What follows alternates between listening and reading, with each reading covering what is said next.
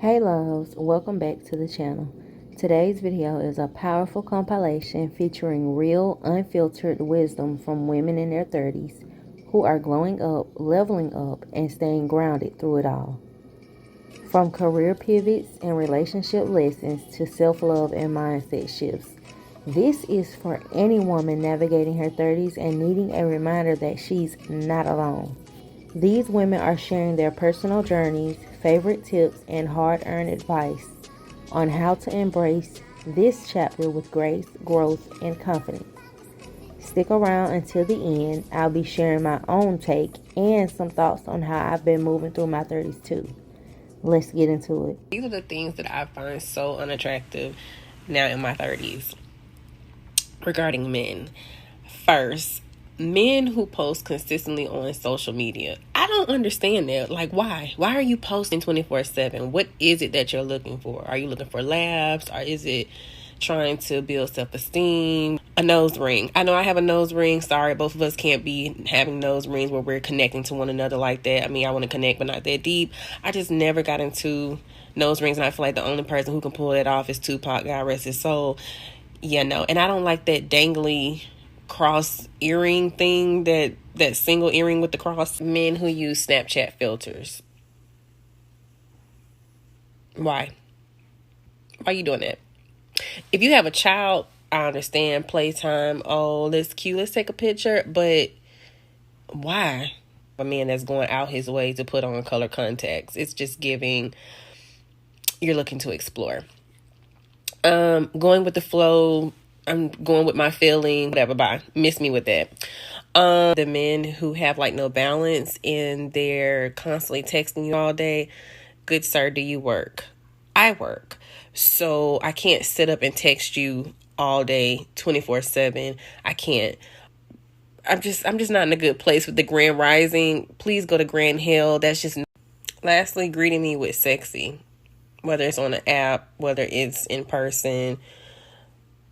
Like, if I don't know you and we've never had any type of, interaction, or I'm just meeting you, or you're trying to get my attention and talk with me, that is so unattractive to me, because to me that screams you're already objectifying me, and I don't like that. To my girlies in their 30s, time isn't running out. It's not. Feels like it is. If you look at social media, oh my God, you're running out of time. It's not. It's not. Other people will make you feel like you're running out of time because they want everyone to do what they're doing so they feel better about their choices. There's no race, like there's no checkered flag at the end of life where they're like, she did it all. Extra stars for when you're dead. Your 30s, travel. Tell people how you really feel. Don't lie to your therapist. And be okay to not be okay, and be okay with missing out, because staying in is more fun. Y'all ever seen that tweet that asks women in their 30s what advice they would give to women in their 20s? Oh, let's do it. Number 1, live by yourself first. I don't care if it's a studio, upstairs, or downstairs, a room. Get you a place that you decorate the way that you want to decorate it, and you go and come as you please. Numero 2, emotional abuse is just as real and just as traumatizing as physical abuse. Just because someone is not putting their hands on you does not mean they're not abusing you. So if you recognize emotional abuse, leave. Number 3, don't waver on your deal breakers. I learned this from my best friend, and she was like my therapist. The moment you come across a deal breaker with anybody, leave. Set a boundary and leave. Because the deal breaker you settle for will be a thing that you deal with for your entire relationship with that person. So if you got a deal breaker and somebody hit that threshold, or you notice major red flags, leave. Number 4, never settle. Because settle for what? Life is way too short to be settling for mediocre. Number 5, please say this one with me. You deserve to be taken care of. Emotionally, physically, and financially. Dating someone and expecting security does not mean that you are losing your independence. You can still be independent and have a man that takes care of you and provides security. That's what makes him zaddy. Number 6, book that trip, get that passport, spend that money, get you a good group of girlfriends, and travel. And do it while you're young and while you got good knees. So you can do a lot of walking, a lot of climbing, zip lining, hiking, exploring. Nobody want to wait until they get all old and tired to travel the world. Spend that money. Book that trip. Number 7, make sure he knows where your clitoris is. If he don't know where your clitorina is, he don't care anything about you, and that's a hill I'm willing to die on. Because knowing where a clitorina is, I feel is just basic knowledge of liking a woman. Number 8, get you a man that loves women, and not a man that loves what women can do for him. Those kind of men are far and few in between, but when you come across one, you know it. Because everything they do, it's just different. It just feel good. It just feel right. Number 9, don't be afraid to take advice from people that love you. If you trust people and you trust that they love you genuinely and wholeheartedly, and they give you advice about a person that you're dating or a person that you're around, take heed. And keep it in your handy dandy notebook and use discernment with that person. Stop thinking that everybody is hating on you and hating on what you got. Number 10, let go of body count. Body count is just the amount of people that you had the sexy time with. It literally means nothing. And it literally takes one time to get an STD or STI. So a person that had the sexy time with one person in their life is at risk at getting the same STD or the same STI that a person that had the sexy time with 10 people. Your body count does not matter, and it is no one else's business. Number 11, if you're looking to work a regular job, get a tip-based job. Easiest way to make quick money at a fast pace. And definitely do it while you're young, while you can pop around, you can work a lot of hours and make a lot of money. And then you're able to buy the hair, the nails, the trips, the clothes, and all of the things that you want. Number 12 or 13, get you a good group of girlfriends. Get you a good group of girlfriends that are honest, that are authentic. It could be 2 of y'all or it could be 10 of y'all. Either way, get you a good group of girlfriends and hold your girlfriends down. Because it is literally nothing like sisterhood. And y'all know I'm a girl's girl. Which leads me into number 14. Give your friends the same grace y'all be giving these men. When that man cheat on you and lie to you, and y'all busy sending them long text messages back to back and calling 30 times because he's not answering the phone, extend that same grace to your friends. Because everybody makes mistakes. And sometimes your friends need you too. And if you can forgive that man for cheating, you can forgive your best friend for going out with her other best friend and not telling you. Like, be fucking for real. Number 15. I don't know what number I'm on. Don't let nobody else talk you in or out of dealing with your deal breakers. If you want to take that man back after he cheated, take him back. It's your lesson to learn. Not your mothers, not your sisters, not your aunts, not your friends. If you want to date that man and he don't got no job, date him. At the end of the day, you make your decisions, and all of your decisions are your lessons to learn, not anybody else's. Number 16. This is my favorite. Date more than one man at a time. If you are not exclusive with a person or in a relationship, date more than one man at a time. Find you a man that likes to go to fine restaurants, a man that likes sushi, a man that likes to hike. And I promise you, you will have wonderful dates and wonderful experiences every weekend.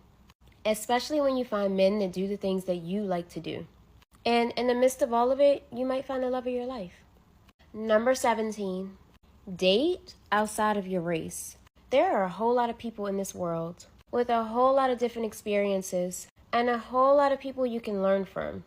Dating outside of your race makes you so well-rounded because you learn so much about other people's cultures just from being in close proximity to that person. And it teaches you to have respect for people.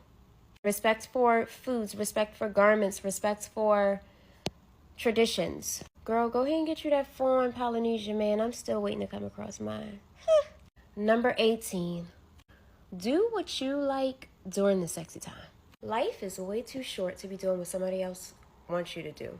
Or doing something that you don't like. If you want to guac 3000, handstand, flip, toss it, turn it, bang it, throw it from the back side, and that's what you like to do, do that. And don't be worried about what no man got to think about what you doing. Because at the end of the day, get what you need to get in the situation. Y'all know what I'm trying to say because I'm not trying to get banned on TikTok. But y'all know what I mean. Reach that O and let him good girl you all the way there. Number 19, this is another fave. Don't waste your time thinking that men are dumb. Men are some of the best master manipulators on this earth. And they know exactly what they're doing when they're doing things. So it's no use in being out here looking up his horoscope trying to figure out why he didn't call you today. Girl, he didn't call you because he didn't want to. Because what's the age-old saying? If he wanted to, he would. So it don't matter about overextending yourself because his mom didn't love him, his cat got ran over when he was 6, the rat died in the house, and he didn't have this and that, and grandmom did. Girl, if he wanted to, he would. And last but not least, dress young and trendy and colorful and fun. I see this trend like the old money style trends on TikTok and all of those trends. There is no use in being 20 dressing like you're 40. Because one day you're going to be 40, and when you're 40, you're not going to want to dress like you're 20. So dress like you're 20 while you're 20. Wear those skimpy dresses, those bright colors, those eyelashes, the hair, the nails, the heels. Do all of those things now while you're young and you got the body and them titties are sitting high.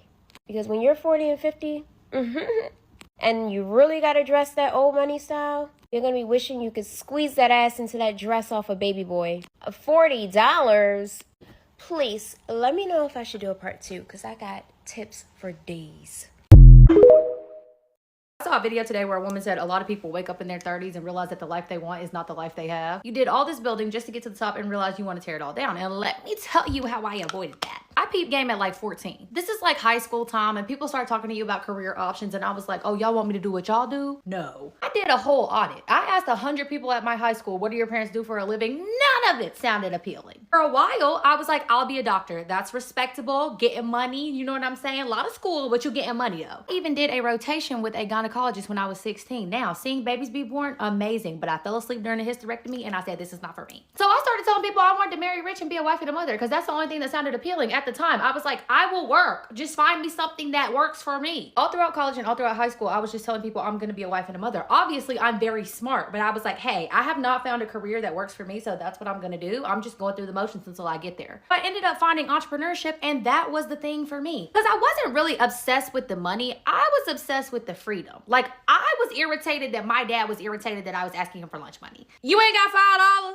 I just never wanted to deal with that, and I didn't want my kids being money conscious. And I wanted to put my life and my time in my own hands, and being an entrepreneur allows me to do that. With the type of jobs I work, there was no financial incentive. It's like no matter how much work you put in, the pay is going to be the exact same. What I do now is the exact opposite. What you put in is what you get out, and I like that quite a bit. So I think the most important thing is to have a realistic vision of what you want your life to look like, and then number 2, be relentless about it. I was at my first 3 jobs like, yeah, I'm just doing this until the next thing works out. Like, literally, I'm not gonna be here forever. I'm not. Toodaloo. Somebody's gotta make it happen around here. It's just gonna be me. As a 29-year-old, soon to be 30, I have to admit, the women in their 30s and plus, they were right. The confidence and mental peace that you get around 30 is palpable. I'm not gonna lie, I used to be skeptical about this shift just because I saw a lot of women in their 30s and older who haven't seemed to reach this level of self-assurance yet. And I'm like, is it just a myth? But I can tell you, after turning 29, something definitely changed. Scientifically speaking, with the frontal lobe, my mind just feels quieter. My anxiety isn't as overwhelming. And just the weight of societal expectations just seems so much lighter. My fear of being perceived is literally such a quiet whisper right now. And now I have this comforting sense of confidence and self-assurance. And it's honestly very freeing. And I get it now. I do. And I just love that for me. This is not the time for you to compromise. I don't care how old you are. I don't care how long you've been single. Wait on God. And yes, I know you're tired of hearing wait on God. While you're waiting, just don't be sitting waiting. Go out and do something. Go out and fulfill purpose. Go out and have fun and enjoy your life, the beautiful life that God has given you. You only get one of these bad boys. So why would you just be sitting there waiting for a man? See, that's your problem. That's your problem. And it's time for you to wake up. Stop making marriage an idol. That's not the end all be all. And that's not your whole identity as being a wife. And if that's your whole identity, baby, it's time for you to wake up, because you are a disciple of Jesus Christ. That's the first and number one. But do not compromise. Like wait. Have self-control. You can do it. Listen, that thing don't have more power over you. And if it does, you need to submit. Submit your flesh. Submit it under the spirit. The spirit is what's going to govern your life the more you feed it.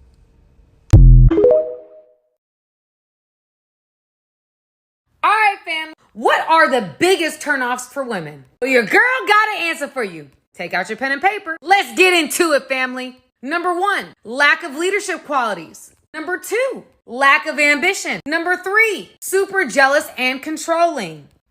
Number 4, lacks accountability. Number 5, bragging. Number 6, incessantly talking about self. And number 7, bad hygiene. I keep seeing these videos going around saying, women in your 30s, what would you say to women in their 20s?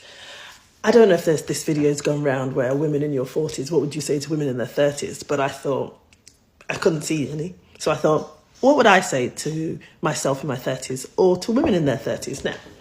So the first thing I'd say is trust yourself. Trust yourself, because I think when you're in your 20s and then when you get to your 30s, you can be quite consumed with other people's opinions. And actually, just stop. Trust yourself. You know you better than anybody else. So do you in the way that you want to do you. Listen to that little voice when you get the ick, all of that. If it doesn't feel right, if it doesn't sound right, if it doesn't work for you, don't do it. Do it your way, because everybody has an opinion about your life, but only you are living it. So do you. The other thing I'd say to women in their 30s is, well, this is a big one that's taken me a while to get, is, I think Oprah says this: what other people think of you is none of your business. That's a really hard one to grasp, but it's so true. And it's such a lesson that I wish I would have learned in my 30s and didn't drag that out to the 40s. But what other people think of you, other women, other men, other children, other animals, whatever, it's their business. Sometimes we can't be liked by everyone. You could be triggering to someone just because of the colour of your skin, because of the way your hair looks, because of your eye colour. I mean, things that are completely out of your control. Sometimes you've done nothing other than lived. And that can be offensive to some people, and you are just not their cup of tea. So don't spend time and energy twisting yourself left and right and doing all sorts of things to try and accommodate or to try to be liked by people that may never, ever like you. Don't waste your time, girlfriend. Don't do it. And then the third thing I'd say to women in their 30s as a 48-year-old woman is take time to reflect. Take time out of the busyness of your day, take time away from friends, take time away from family, children, the whole 9 yards, and spend time by yourself, even if it's 5 minutes, just to hear your own thoughts, to collect how you're feeling about something. It's so important to know what you think about things, and therefore taking the time out of your day to reflect on your life, to figure out if you're living it in the way that you'd want to, if there's changes you need to make, if there's people that you might need to eliminate, because sometimes you have to do that, then I think it's really important to take time out of your life to reflect. So ladies, those are my tips. If you're dating a woman in her 30s, that's like going to the grocery store and buying avocados. You better have a fucking plan.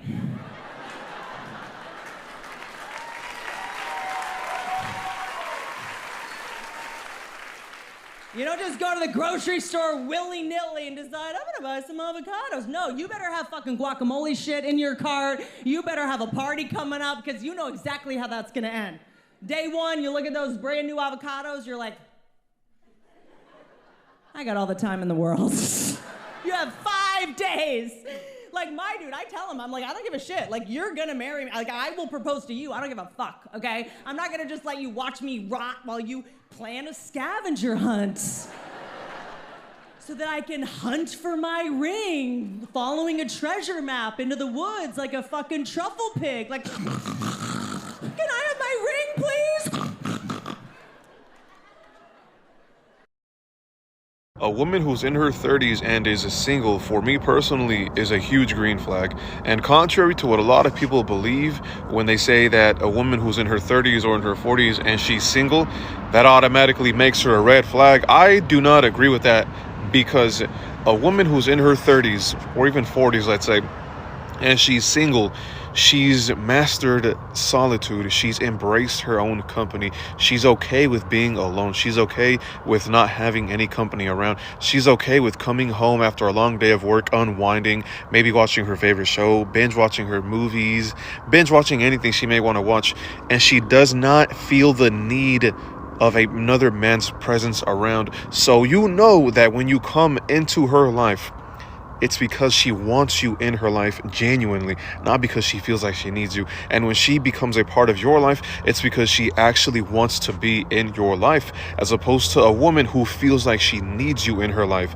There's a huge difference between being wanted and feeling like you need someone. I would rather be wanted all day, any day, over feeling like I'm needed, because a woman who feels like she needs a man is a woman who's more than likely very dependent.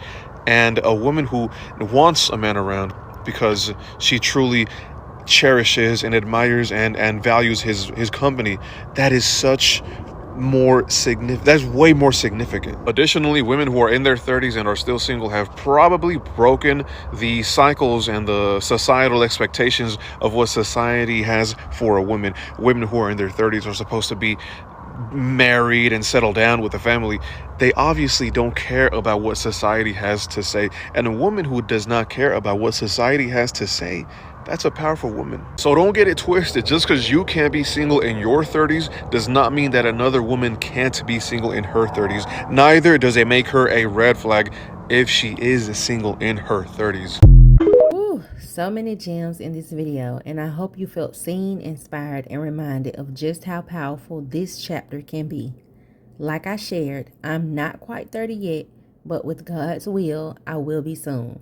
And I truly believe the work I'm doing now, investing in myself, securing my future, and healing from the inside out, is laying the foundation for a smooth and successful transition into that next level. So here's my final advice. Get something solid under your belt. A license, degree, or trade. Prioritize steady income. Start therapy or at least start journaling to clear your mind and reflect. And most importantly, focus on you. If you have kids, pour into them and yourself first. Even in a relationship, never lose sight of your own needs, goals, and growth. Stay open, stay ready, and never forget your glow up is yours to define. If you enjoyed this video, don't forget to like, comment your favorite takeaway, and subscribe for more content that keeps us all evolving. I'll see you in the next one. Stay grounded and glowing, sis. Bye, loves.